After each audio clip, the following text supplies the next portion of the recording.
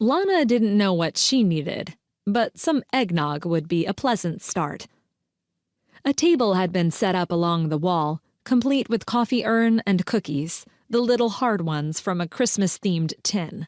So far, no one was eating the cookies, preferring a large Tupperware container full of homemade party mix.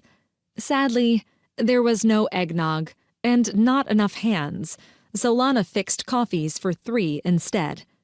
Taking a small portion of party mix and 2 cookies out of politeness instead of any real desire to consume either, Lana turned and bumped cookie plate to cookie plate into the man behind her. "Oops, sorry." "Oh, hello, Rick." Lana glanced up at the only person in town who made her heart skip an extra beat. "Hey." The quiet, rumbled word was nice, especially from a man more known for nodding than talking. Hazel eyes a shade greener than she remembered gazed down at her over his own coffee. Normally clean-shaven, Rick Harding must have slept in late that morning, because the light stubble on his face was as unusual for the pool hall owner as it was attractive. There had been a time when Lana had considered Rick somewhat average height, somewhat larger than average muscular build, with a strong jaw on a pleasantly attractive face. Then, he'd come to her rescue the previous summer after some disgruntled and inebriated townsfolk had taken her to task for announcing the condominium project. Someone had caused her to deliberately fall, hurting her arm.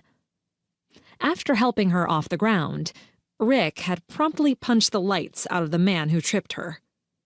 There were many people in Lana's life, but very few heroes. "It's really good to see you again," Lana told him sincerely. "I didn't realize you were back in town," Rick said in his low, rich voice. She'd never been able to decide if he was quiet or shy, or maybe both. But the fact that he'd noticed she was gone somehow warmed her far more than the coffee cups she was balancing. Considering how much Lana traveled for the family business, she wasn't used to people missing her. "I had to meet with my general contractor. We start construction on the condos soon." Rick nodded, glancing at the coffee in his hands.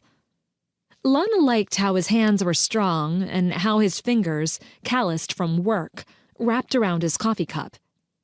She liked his broad shoulders and the way his jeans were worn from use, not styled to look that way. The flannel-lined hoodie he wore reminded her of the woods and being warm and Christmas time. Back when she was young enough to believe Christmas was reindeers and mistletoe and lists to Santa, not emotionally charged dinners with an extended family more interested in profit margins and expensive cocktails than truly enjoying one another's company.